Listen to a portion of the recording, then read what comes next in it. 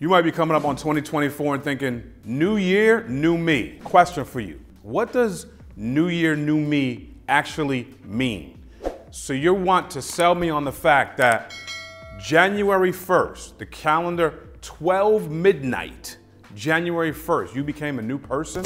Yeah, I beg to differ, big time. So what we need to discuss is the things that you actually have to do. I don't care if it's March 31st, I don't care if it's November 22nd, but the realization you have to have for this new me to actually come into effect.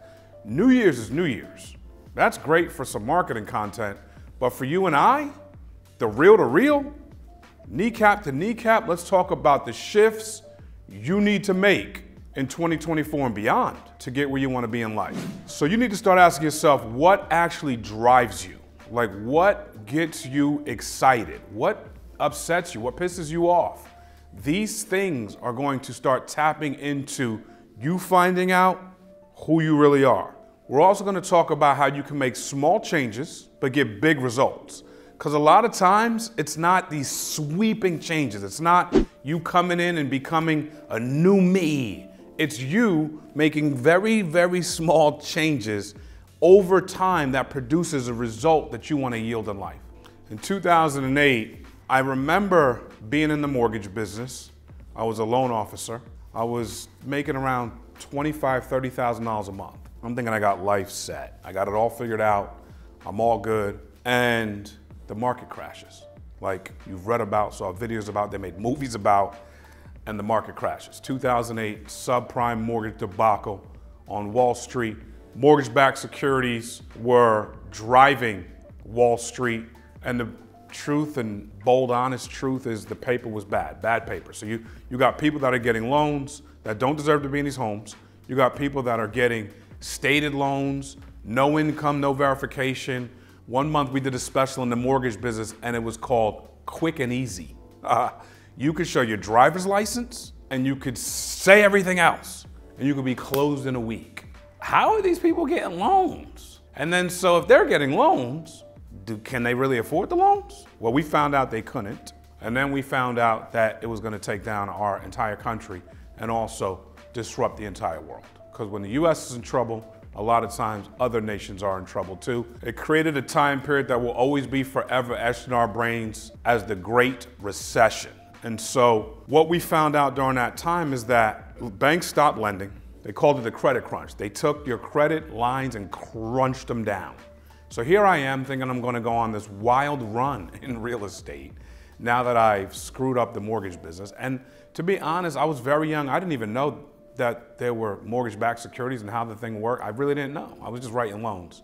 So we come upon this time where I think I'm gonna go out there and make money now off foreclosures because heck, all these people are gonna lose their house. I should capitalize. Well, as cute as that sounds, the reality is it was misguided.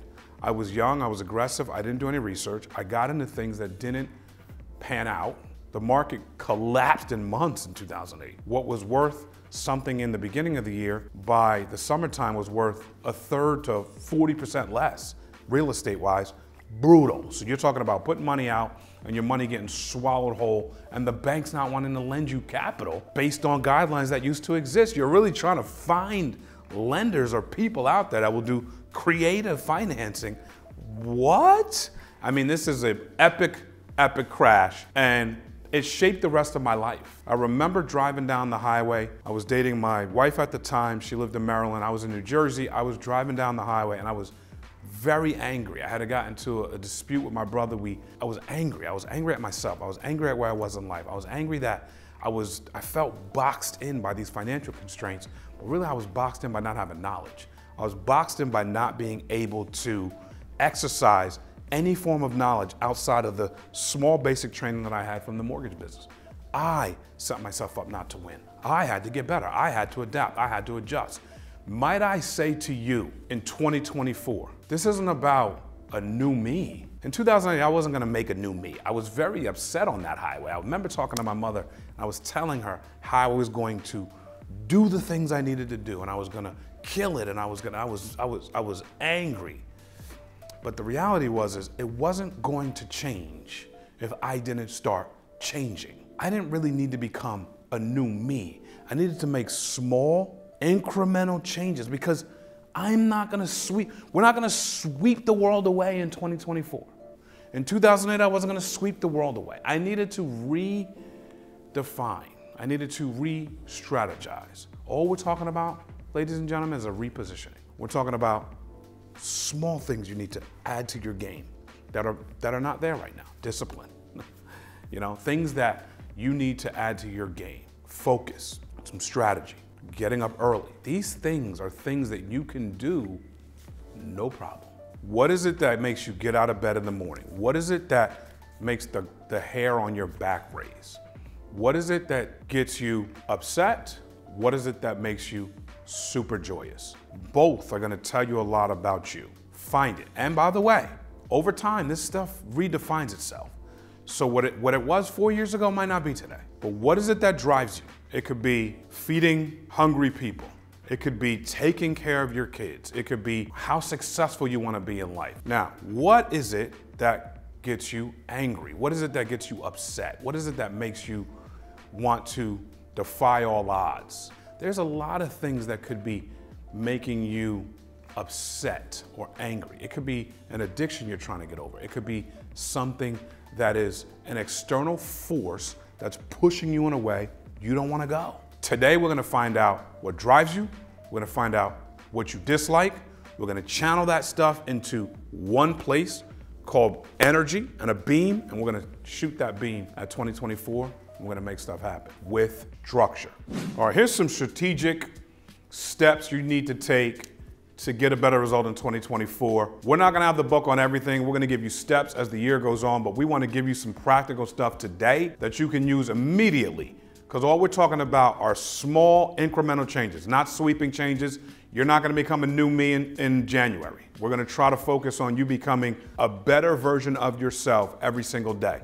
And to me, that really works in life. Everything else is a great headline, great tagline, great storyline, but it's not real. Let's deal with real. Real. Can you wake up early? I don't know what time you wake up right now. I just think that getting up at 7 o'clock is very late. I do believe that. Waking up at 7 o'clock is late. You want to get an edge on the competition. You want to get an edge on learning yourself. Get up early. Now, let's just say you're getting up at 6:30 right now. You might think that's early. I think you can get up earlier. If you want to get up earlier, what I'd recommend is that you move the time down 30 minutes. Go from 6:30 to 6. I don't need you to get up at 4:30 right now. You're getting up at 6:30. See how we're not making sweeping changes? By the way, sweeping changes are hard to keep up with. You get demotivated very quickly. So what you want to do is make incremental changes. Can you go from 6:30 to 6? You absolutely can. It's just a mindset. So whatever time the alarm's going off now to get up at 6:30, and when I say get up, out of bed at 6:30, now let's do the same thing at 6. So let's say it takes you a half an hour to become coherent, to be out of the bed at 6 a.m. So this is your alarm time. This is your out of bed time. Okay? All you did was move the needle 30 minutes. Let's say you're getting up at 6. I would do the same thing on the other side. Now, if you're a 6:30 riser, and now we're trying to get you to wake up at 6, how long do we need to wake up at 6 to turn the 6 a.m. into 5:30 a.m.? Because I'd love for you to start getting up at 5:30 a.m. tomorrow. So as you start creating habits around getting out of bed at 6, we're gonna move the needle, the same needle down to 5:30 in time blocks that allow you to feel like you are creating habits. So let's say you get out of bed at 6 a.m. right now. You've adjusted that time from 6:30 down to 6 a.m. Great. What I'd like to do once that 6 a.m. becomes a habit is I'd like for that to become 5:30. Because what you need to, here's how you get ahead in life.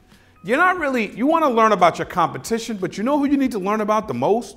You. And the best time for a lot of people is early in the morning or late at night.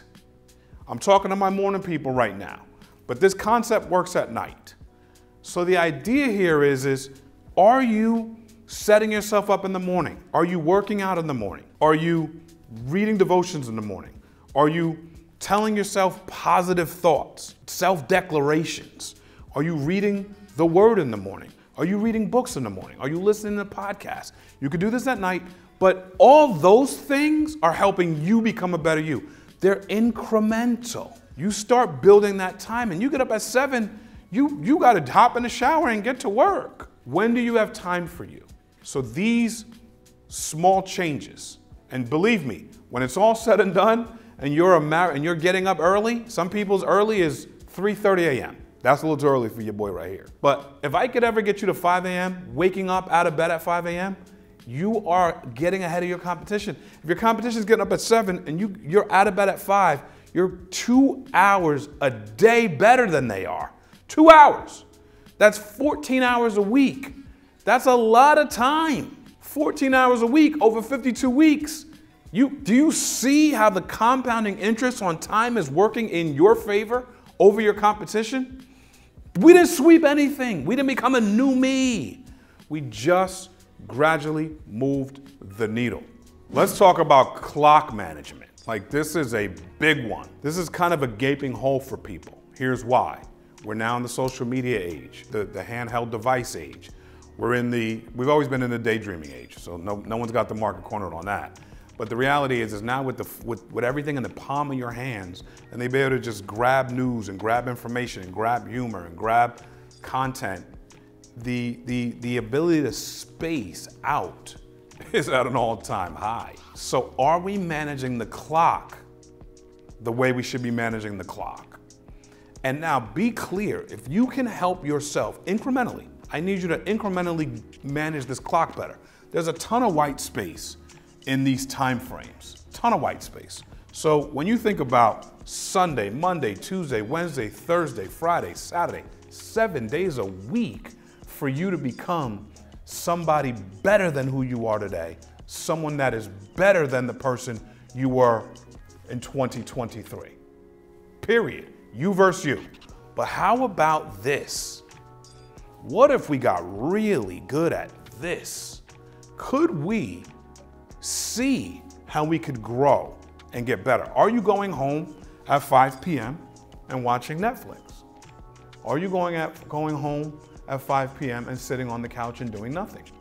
Are you going home after work and getting better? So let's look at this. When you think about the clock, think about, let's just say you take Sundays off. And so I'm in the insurance business. I deal with a lot of independent contractors. You get your license, you become a business owner. I deal with a lot of entrepreneurs. But a lot of them are coming from a W-2 background. They've never really managed this like this. So I'm in the business of trying to help people manage this, because if they can manage this, the more successful they can be.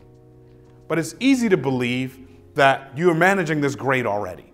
Well, I beg to differ. I'm still challenging myself with it, because you need to learn how to create less white space and understand that white space is the enemy. White space is the enemy. That doesn't mean that you can't block out. You need to block everything out. Family time, work time, development time. Everything you're doing, you need to block it out. So when you start looking at the calendar, you're really gonna look at it in 15-minute blocks. Not 1 hour blocks, but for the purposes of space, I'm gonna show you 1 hour blocks. You need to see exactly what are you doing from 8 to 9 a.m. on a Monday. Because what you're doing on 8 to 9 a.m. on a Tuesday might be different. You might be in a different meeting. You might be, this hour is blocked out the same all week. From 8 to 9, this is what I do. I'm in content creation mode, or I'm doing what I'm doing. Got it. Okay, now you need to manage these blocks. How many meetings are you in? How much productive time do you need to do your actual task? How much time do you need to be a visionary? How much time do you need to think? How much time do you need to create? We're all creators at the end of the day. In some shape, form, or fashion, you should be creating at your work. Whatever you're doing, you should be creating. Obviously, we have family time. Obviously, we have time where we need to be thinking about getting better, our temple getting better. That's the body. The way we eat, the dieting. All of this stuff falls into these blocks every day. By the way, when I don't know what I'm gonna eat for lunch, I'm gonna eat something fat, period. There's no two ways about it. I'm going to eat something that is going to make me feel good inside. That's warm, gooey, and fuzzy. And it's gonna just put more pounds on me because I didn't plan it.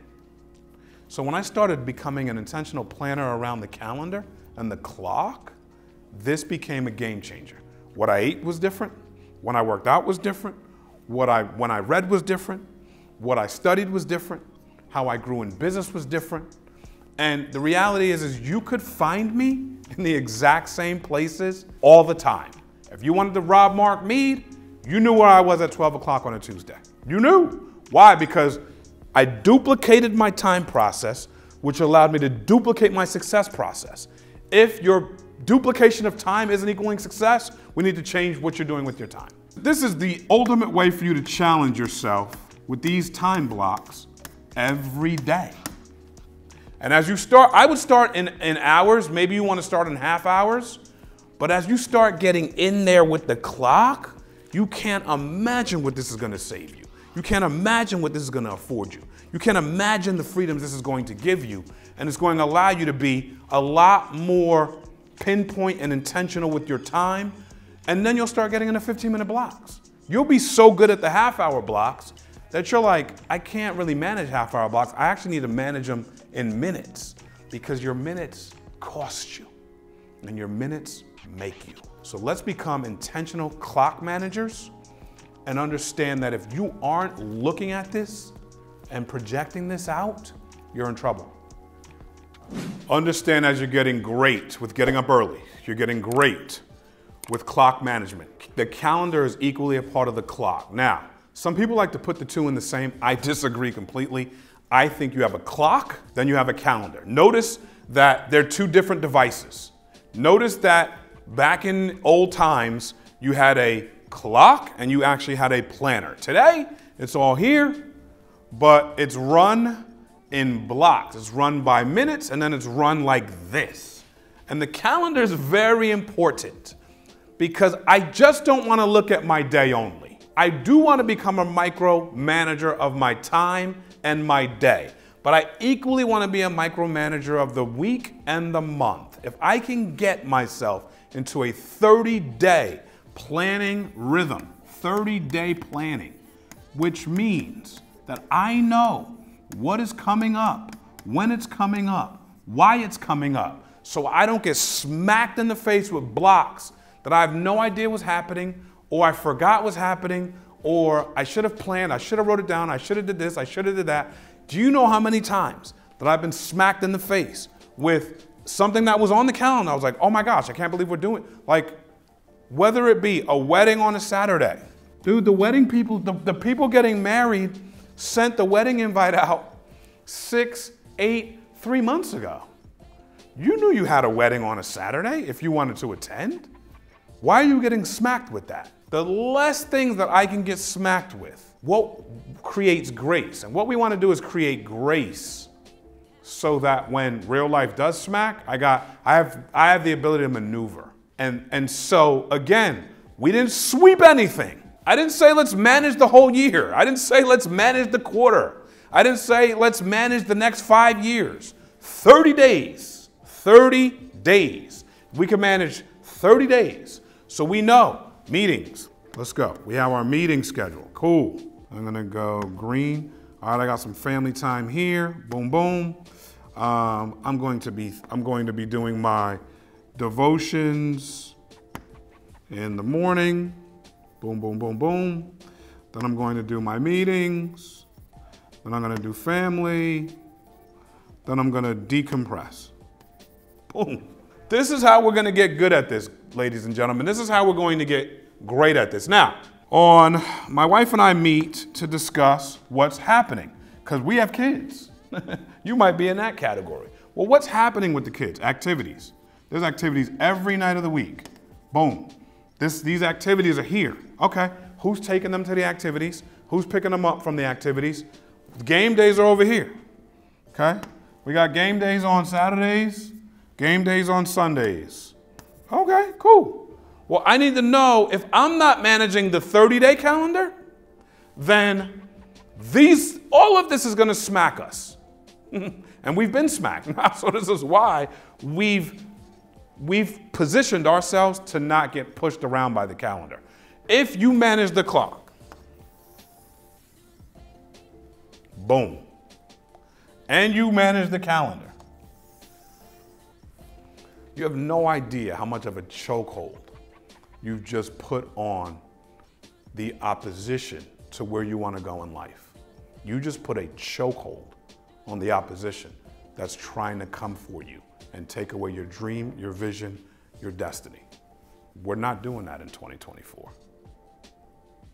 We need to start creating small habits that are going to create big results. This stuff is very manageable. This is you versus you. This is not, reading 100 books this year. This is not attending 7 conferences. This is not flying all over the world. This is not, a 40-day fast. This is not 75 hard. This is not, and I'm not against any of that.